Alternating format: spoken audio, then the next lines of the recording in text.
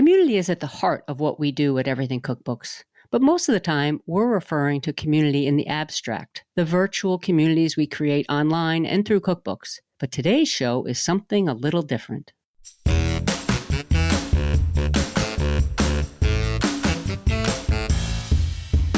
Welcome to Everything Cookbooks, the podcast for writers, readers, and cooks. I'm Molly Stevens, and today I'm here all by myself.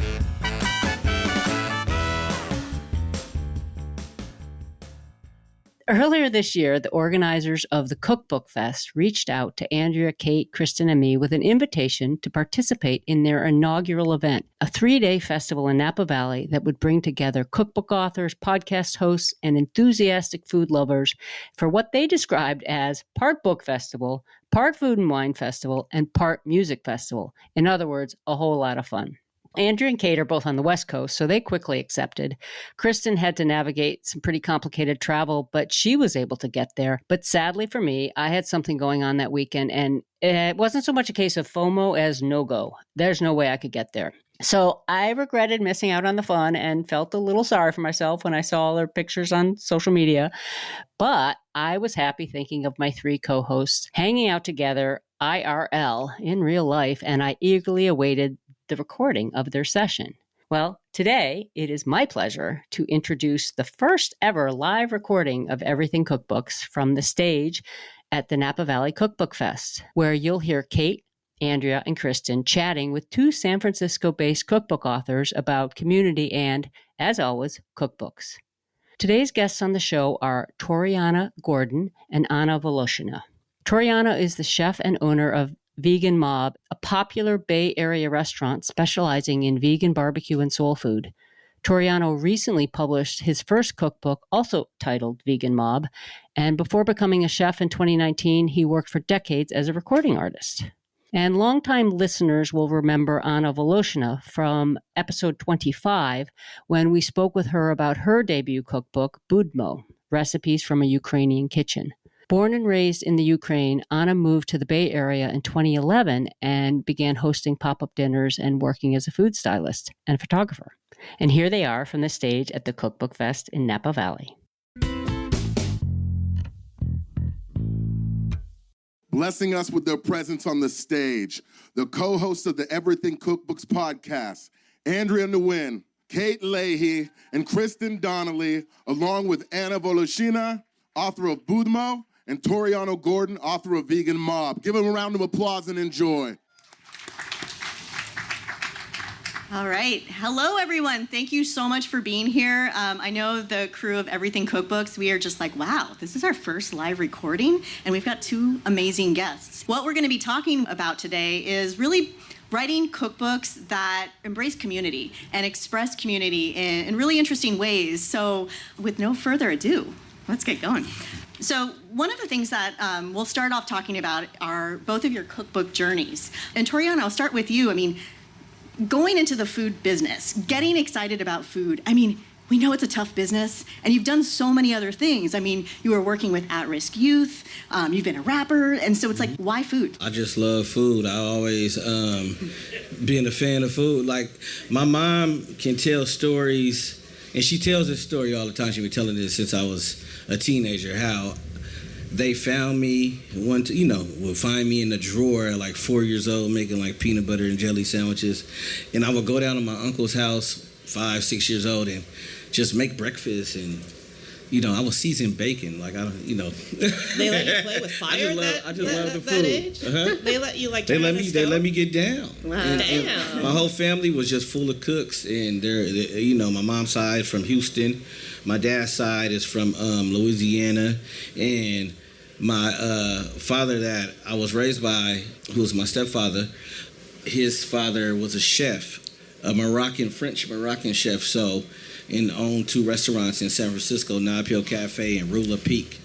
I just grew up in a restaurant, and I always loved food. I look at it like rap. Like, I love to show off when I rap, and if I'm making food, I'm trying to show off. That's how I got my wife. Really? Oh. Yep. Hi, Mike. So you love food, but then like food. When did you decide to make it your work, your business? To like cooking is one thing, but to make it for others and have them pay you is another. Yeah, right. totally. So it's very spiritual for me. I came from rap world, and when I was rapping, I was in the streets and I was dealing with addiction and things like that. So I changed my life around and went back to school, got straight A's, thought I wanted to be a therapist, thought I wanted to be a therapist, and I was in grad school to become a therapist. But then I started reading a lot of books and law of attraction and books of spirituality, and it focused on like just happiness and abundance. And I said, what do I want to do? I said, what makes me happy? I said, I like to cook, I like to do music, and I like to do social media. And then it all turned into Vegan Mob. I was led. Wow. Yeah. So you manifested it. I manifested it. Yeah. I definitely manifested it. That's awesome. Like everything is manifested. Sound like a Californian, man. Yeah, no kidding. Well, and speaking of California, I mean, Anna, you're not from California, but I feel like at this point you do feel like a Californian. I mean, so you come to San Francisco and you're 20 years old, born and raised in Ukraine. What is it like to start over in your 20s in a whole new country, city, food, everything? So I was ready, and I definitely manifested that for sure, because I love my country. I love Ukraine so much, but I wanted an adventure, and coming here definitely was an adventure for me. I didn't expect to find a home here. I did not expect to build a life here. It was like, yeah, let's go try, and if it doesn't work, so what? We're in our 20s, perfect timing. We can experiment, fail, and go back home, because we have a wonderful life there as well. But I happen to have a passion here, my community, my everything. And now I just go and visit Ukraine. I can actually make a connection between my country and this country, and I'm loving it. For both of you, so we have these beautiful books, Budmo and Vegan Mob. Community is so important. You've mentioned that, Anna, and I know you mentioned that, Toriano. And I'm wondering, how do you take like this 3D thing of a community and turn it into a book that is experienced, by one reader on a page? Is that something you thought about? Yes, definitely. I thought about it because I came here and I was surrounded by people who didn't know anything about my culture, or they knew something and it was not what I wanted them to know. Borscht And like, oh, Ukraine, that part of Russia. I'm like, no, it's not. Yeah. And I felt like I'm here, maybe that's my mission, to explain what Ukraine is and maybe make a connection. And then I found some people who told me, my parents are from Ukraine, my grandparents are from Ukraine, and my grandma died, and I loved that recipe, and she didn't give me that recipe before she passed away. Do you know how to make it? And I decided, okay, probably there is a place for a book like that, where you bring together all the recipes that people grew up eating, that they like and love, and make this transition so other people who don't know about my culture at all, they will like it as well. And maybe they will find something interesting in these stories, and maybe they will find this book educational. It was an adventure.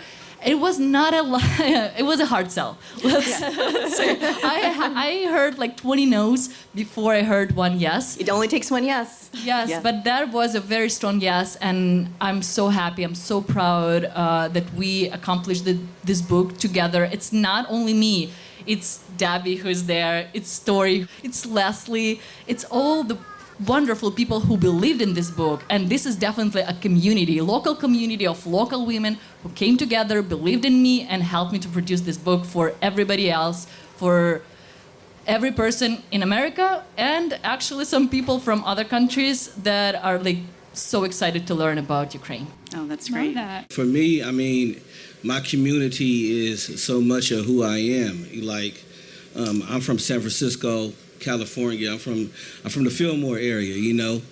We call it Fillmo, and and you see how I just represented Fillmo when I talk, because it's very important to represent what created me and my people. And it's a lot of talent in San Francisco and a lot of black talent in San Francisco, but it's always focused on Oakland, because Oakland is looked as the Black Mecca. I mean, it is the Black Mecca of the Bay, so it just seems like, oh, here's all the Black people is all in Oakland, but we're in San Francisco too, and we have neighborhoods that have tons of talent and represent the culture very well.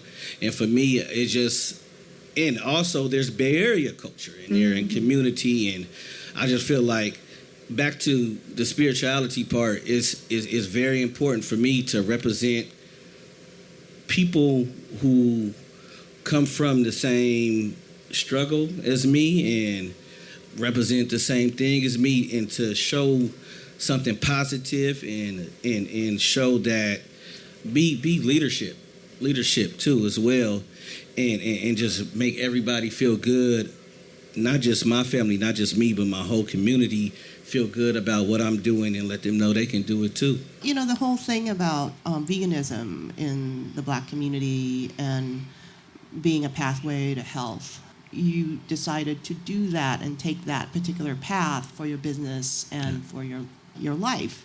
It kind of sounds like a missionary kind of work. Do you see yourself kind of like in that preacher role for your community? Yeah, definitely.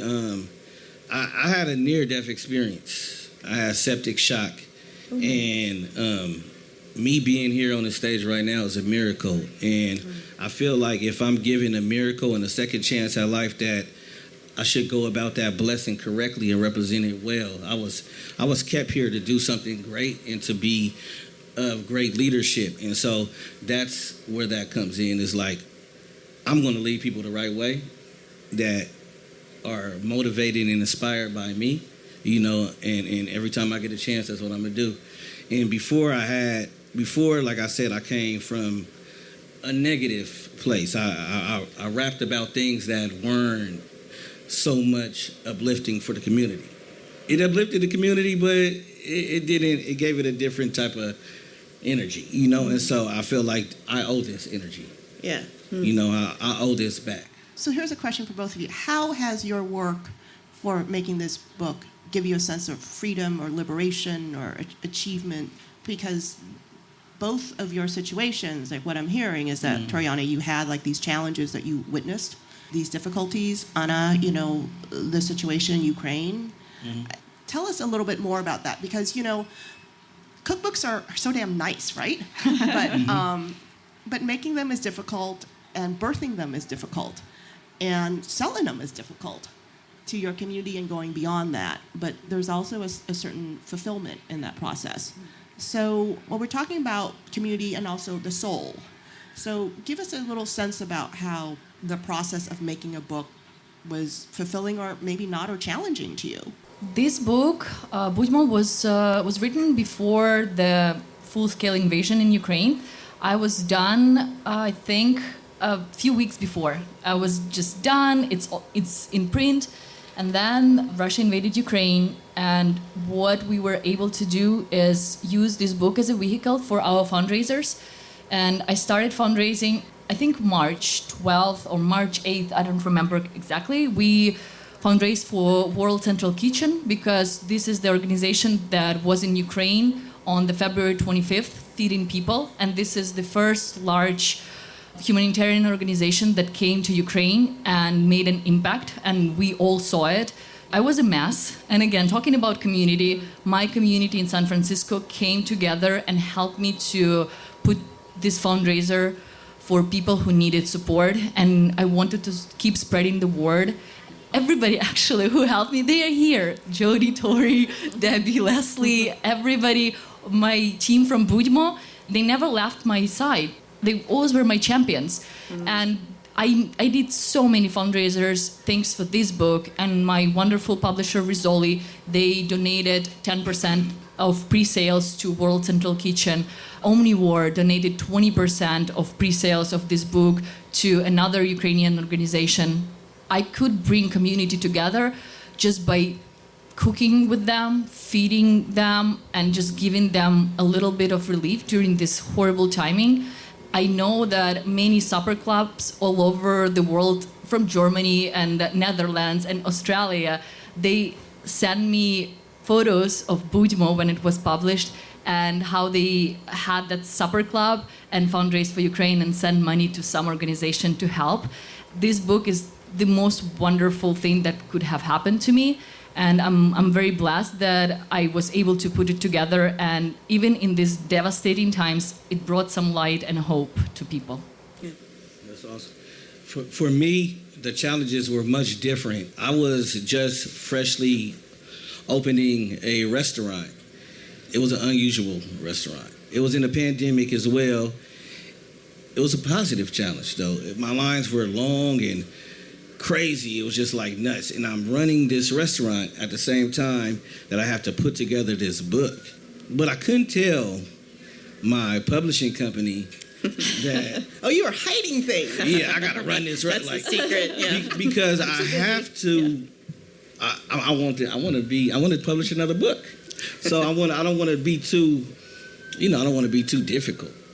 So I had to squeeze this in. It was midnight and weekends, and it was just break times. Whatever I had, I would be doing this book, and then my co-writer is on the East Coast, and so without her, it would have been a problem, because just imagine how much more I would have to do if I didn't have Portia. And before Portia, we're looking at other writers and things like that, and no shade on anybody, but it was like some of them were trying too hard to be hip and talk like me. Mm-hmm. And so not knowing the full side of who I am, and so some of it might have sounded ignorant, right? And it wasn't on purpose, I get it. But Portia kind of just was like perfect fit. And I was a little bit concerned because she's on the East Coast. Yeah. Mm-hmm. And we talk different. And not just on the time, but on the slangs are different and things like that. But she channeled her Toriano, and we worked really good together and went over things, and we made it happen. But that was some of the struggles for me is for writing the book and getting the book together, and actually, once again, going back, let the publishing company know that I'm San Francisco. And they wanted to represent Oakland so bad. And I'm like, now I love Oakland, but I'm from San Francisco, That's right. interesting. So that's like busting a myth. Well, and that's that in your book, you open it up, it says Filmo, like in big letters. Right. Just tell me a little bit more about how you and Portia worked together so she could understand your voice. Oh, she knew. She like, he represents Filmo. He's adamant about where he's from, who he loves, what he represents.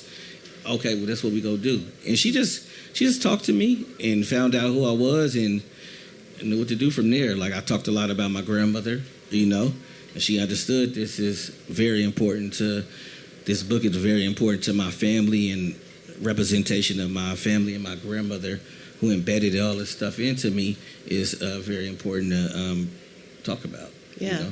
So you kept me on track, too. Yeah. That 3-hour difference is challenging, and I'm glad you addressed that, because Portia is one of the best writers I know around. Her byline's often in the New York Times these days. I've known her for many years. So collaborations, Kate and Kristin have done them for. How do they get the recipes out of you? Ooh, yeah. You're a chef, too. We know how hard that is. Chefs, like you guys do weird things that you don't always share for the home cook. So how did Portia deal with that in you and your recipes? I will say, when you read, you have a whole section about all the experimentation you did. So I felt like there's probably a lot of development. Yeah, and then you're only use this particular brand because we know that particular alt meat's not that great. She's a good sport. Right. She was a good sport. She was like, okay. And then, we discussed maybe trying something else to make it more creamier or something like. But she just was a really good sport. Like, I got blessed with a perfect match. Mm-hmm. And I knew she was one of the best writers. The first writer, honestly, was way more reasonable in pricing. But I didn't care. Quality cost, man. Yeah. I gave up a lot of to give to her. So just 'cause I wanted to make the best book. That's all. That's what it's about. I wanted to ask a little bit just about nuts and bolts of cookbook writing. Anna, when you were writing this book, maybe it was almost a good thing that Ukraine hadn't been invaded yet, because you could just go in with this pure love and excitement for Ukraine. But some of the challenges, I think, with writing any cookbook are, what do you name the recipes, especially when you're writing recipes that people might not be that familiar with? How did you figure out what to name them? So I understood from the very beginning that not a lot of people are familiar with Eastern European food and culture. And I have a lot of Ukrainian recipes. Most of the recipes are Ukrainian in this book, but I have also Georgian recipes. And I have Polish recipes and Hungarian recipes. So I wanted to make justice to the culture that produced the recipe, because yes, for Americans, Eastern Europe is kind of like similar, but it's not that similar. So I wanted to make sure that we make sure the culture will be mentioned. We will not just unify all the recipes. And I have 2 names, of course, in English that explain what this thing is. I have a name in Ukrainian, and I have the short name, for example, what? I don't know. Oh, for example, Ajarian Hachapuri, but I have explanation. If I don't put it in the recipe title, then I will put it in the notes what hachapuri is and what type of hachapuri that is. So I try to educate people, because I know that it will not be like that. Oh yes, of course I ate that. If your grandmother is not from that part of the world, probably you've tried it maybe once. So that was very, very important to make sure I explained everything. Again, I had a very beautiful copy editor, and if I missed something, she would just like type it like, what is that? Explain people, just make sure people know, and that helped a lot. So copy editor is a very important person for cookbook success. Love copy editors. Right. Yeah. For your names, I mean, you have some really creative recipe names. Like, what are some of your favorite names? You know, it's Vegan Mob, right? So I kind of like stuck to the theme. So, you know, smackaroni is already off the menu, and you know, smacking, and is a lot of the theme names are just from like slang and things that you know, the culture, and you know, the mob gumbo or bust down breakfast. These are just things. This is how we talk, and so I just use my lingo, you know, and threw it in there and let people get a piece of that. And another thing is just like connected to what I was trying to represent is the community and the culture, and let people, like when I go to other states, I always talk how I talk in the Bay Area, and they'll say, oh, where are you from? The Bay Area? Like, and I love doing that because I'm introducing my culture. And so that's basically what I did. I just threw the names in there and I explained them. Like I said, smackaroni. The cheesesteak is called the Divisadero. And the Divisadero is a block in a neighborhood where I'm from, the Fillmore, you know, and so I was representing Divisadero right there, you know, and letting people know a little more about the city. Where the best cheesesteaks are in the city is on Divisadero Street. I'm actually so curious with the names, because they are so fun, and you say it's the way you talk, but like, is it the name comes first and then you do the dish? Does the dish come first and you're like, what do I call this? Or how does that work? It can go both ways. Yeah. Like, all right, I come up with a name, then, like, a lot of these names, I'm not even gonna lie to y'all, I came up with a heck of names, and then I just sent it in, because I needed 89 recipes, and I just came up with a bunch of names, and then I just sent it in, and they were like, oh, this is dope, and I'm You're like, what is that? You're like, I will figure that out for you. And some of them were already made, and some of them were not even thought of yet, so. I gotta tell you, like, that's awesome. When we name, like, let's say when Anna and I are working on recipes that are, you know, we want to represent Ukrainian culture or Vietnamese culture, we have to be so damn careful about the translation into English. But I wish I could name my recipes like you do. Like, you do a Vietnamese, you know, garlic noodles, for example, in there, and you name it differently. And I saw that recipe, and I'm like, oh, that's like Toriano's version of Vietnamese garlic noodles, and it sounds so fun. Yeah. Than just garlic noodles, which is what I have to call it in Vietnamese. Mm-hmm. And so, and also sometimes, I know at 10 Speed Press, because they're my longtime publisher too, there is like a list of words that we have to be very careful about using and not using, because they can be cultural trigger words. Mm. Did they ever give you any kind of pushback? Yes. Editorial? Yeah. Yes. You know. Want to go first? No for me. Yes. Well, yeah. Yes. They were like. Can you share? I know Bryant Terry's around, but you know. I forget which word it was, but they were like, "Oh, I said something it wasn't even about my culture. It was about blazing Asian, and they were like, no, that's not. And I was like, what? I was like, I'm giving props. Like, but no, you're lighting me on fire or something. I don't know. Yeah. And then I'm like, what? And I'm like, my oldest daughter is half Cambodian, and so I'm like, San Francisco culture is a mixed culture. Like all my friends, Asian, Latino, black, white. That's how we get down. And so I was appalled. I'm like, and then I didn't let me change. They kept it. And I was like, nah, I don't want to change that. And they were like, well, if you feel like, I was like, I'm not doing anything negative. I was like, it's all positive. And they were like, all right, they let it go. Well, Anna, tell me a little bit just about borscht, because that's a tricky name, the way you spell it. Maybe not, I'm probably not saying it right. So you publish a book, you don't think too much, the war happens, and then your book's out in the world, and then what happens? Like with certain things that you put in the book, or certain ways you called them. Yes, excellent question, by the way. I want to comment on that because, again, we have war in Ukraine for 10 years. It's not 3.5 years that most people think. Full-scale invasion happened. But Ukraine was a part of USSR for, 70-something. And we were independent from Russia 31 years. And the thing is that we had that culture so intertwined with our recipes, and USSR did such a great job to just make sure that Ukrainian culture will be erased as fast as possible, and then all the cultures in the USSR will be so blended that at some point nobody will be able to distinguish, like, oh, which recipe came from which country. And I tried to do my best to explain in my book, Hachapuri, this is native to Georgia. It's their national dish, and this is da-da-da. Same for Ukrainian food.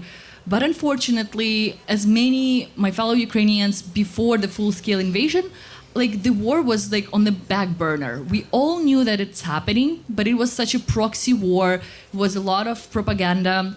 And of course, I'm hardcore Ukrainian, but it was not that bad. But after 24th February, it was just no comeback. And I have a few Russian recipes in my book. And I said, the recipe comes from Russia. It was invented there, blah, blah, blah.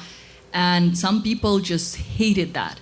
And there was nothing I could do about that because the recipes are already in the book. And it's just maybe 2 or 3. But I had some fights about that. Some people left like horrible comments and reviews on Amazon. And that was a tough part. But and I tried to explain, of course, the borscht is Ukrainian. Borscht came from Ukraine, but it's so hard to prove that borscht is Ukrainian because the cookbooks were erased. Lots of things were lost because Ukraine was torn between multiple superpowers. And USSR, I think, did their best job to just make sure that Ukrainian culture and identity will be as blended as possible. And right now, only after the full-scale invasion, I think my country is rediscovered its identity, and it's happening in food as well. And if I would write my cookbook right now, it will be a different book. And hopefully I will have a chance to write a second book. I'm working on it. I want it. And right now it's a renaissance. And the culture is... everything is happening right now. And we are going back to understand... In 2 days, right? In 2 days going back, yes. Yeah. And I felt it even from here that some magic is happening.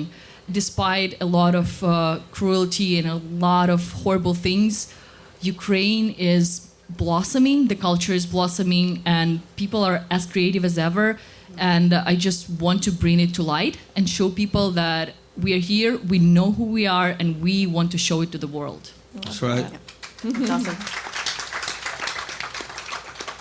There's something you kind of said earlier, Andrea. You said myth perpetuation, and I was thinking for you, Toriano, with the publisher wanted to focus a lot on Oakland, and you're like, yeah, but I'm from San Francisco, and for you, there's so much you were just talking about the myth around Ukrainian food, and I guess I'm wondering, working with the publisher, were there some myths that maybe people have in their heads about the culture where you did have to push back a bit? Not really. Just a little bit with the cover. Oh, tell us about the cover. yeah. Tell us about the cover. We love a good cover story. They wanted their illustrator, and we had a vision to represent me, and my wife was another person who was really felt strongly about that. So I had my own graphic designer. Oh. Right. And I pushed for that, and they wanted to do it right like this, and I was like, nah, you gotta write like this. And it went for a minute, and then I'm like, trust me, when you see what he does, Mm-hmm. you're not gonna push back. And they saw it, and they were like, we never seen anything like this before. Like they completely loved it. But at first they just wanted control. Yeah. And so I had What was the first idea? What did they want? They just had an in-house person. I didn't even see it. I know what I wanted. Mm. So it wasn't no shade on the person they had. It was just like, this is what it have to be. Right. Yeah, if this vegan mob, this Toriano, why represent it any other way? And this is a designer you've been working with like most of Since your... I was a kid. Yeah, most of your Since I was a life, kid. which So is pretty cool. This designer right here, Photodoctor Graphics, Shemp, and Evan. Shemp is one of my best friends I've been knowing since I was 13, and he's been designing my covers since I was a kid. He designs all the major Bay Area, West Coast rap artists, and I knew what I wanted to capture, and I knew what he was good at capturing. Yeah. And if I have him right here, then why not use him? Right. And right. it's hard for everybody else to get him, but this is my brother. And, so Shemp, San Francisco, went to Low High School, grew up in the Mission, and so it was all about representing the culture. Once again, the community and the culture. So, yeah, that was the pushback right there. And once they got it, they loved it, though. So one thing, too, just in wrapping up our conversation today, in thinking about just, Toriano, what you're saying about the cover, Anna, you know your culture so well. You know what you want. You see where it's evolving to. It seems to me to write a cookbook these days that has this strong sense of identity. You really need to know who you are as a person and really already know what story you want to tell. And you already knew what the cover was going to look like, So just tell us, say, if I'm out there in the audience and I want to write a cookbook that really represents me and my story, what are some words of wisdom? How well do you have to know yourself before you embark on something like this? Or do you learn about yourself while you're writing? I will say that you need to ask one question. Do the world need this book? We have so many beautiful books. Is it just your ego writing the book, or you think that this book needs to be in the world? That's very important, because if that's your ego and you are super successful chef or personality, you will definitely get that book. But if you are just starting and you want to give your grandmother justice and okay, she was the best cook, it's a tough sell. And I would say my cookbook is still a niche cookbook, because we are not Italy. Ukraine is not France. And not a lot of people will have in mind, okay, I will cook Ukrainian dinner tonight. Maybe after the full-scale invasion, people started to think about Ukraine more. I doubt that it lasted more than a year, because the news are changing so rapidly and the world is changing not in a good way. Do we need that book? If you definitely say yes, and it will be special. Why? Why it will be special? What you will bring into this world? And definitely you need to know yourself. And this is my favorite thing to say. When you definitely know yourself and you already set your mind, just do it. And don't doubt yourself, because the whole world will. Just don't add one more person to that. Just put your head down and do whatever needs to be done. Grow your following, learn everything, listen to everything cookbooks, take a cookbook writing class. We didn't tell you to say that, by the way. Oh my God, no. And I'm sending people to the cookbook writing classes left and right. I don't know, at least 10 people already went. Just learn, talk to authors. It's not easy. It's very rewarding in the end of the day, but it's not like a walk in the park. And you will probably not make any money off of your first cookbook. So I'm it's a tough love, but this is true. But if you really, really want it and you know that the world needs this book, just work on it, don't doubt yourself, and you will have success. Awesome. Toriano? Yeah. I know we got a couple minutes, so just to piggyback on what she said, does the world need this book? for me, yeah, the world needs this book. Is Vegan Mob is changing things, and my culture and other people's cultures and people who grow up with diseases and things of these natures, they need to know that they can eat plant-based food and have delicious food at the same time and not be depriving themselves, and there's healthier alternatives to the traditional dish that they're used to eating that may not be so good for them. And about being yourself is just really what I would say, just to conclude it, is stay true to yourself. That's all I thought about throughout the whole process, is like, I got to stay true to myself. That's it. Thank you. Thank you. Thank you, everybody. Thank you, Anna. Thank you, Toriano. Thank you for this great conversation. Thank you for listening to our first live thank you so recording much of for our being here, podcast. But I really think, hopefully, everyone takes away just some inspiration today on, how much passion both of these authors have, and how you can also pick up their books today too. So thank you so much for being here. Yeah. Thanks, Cookbook Fest. Yeah.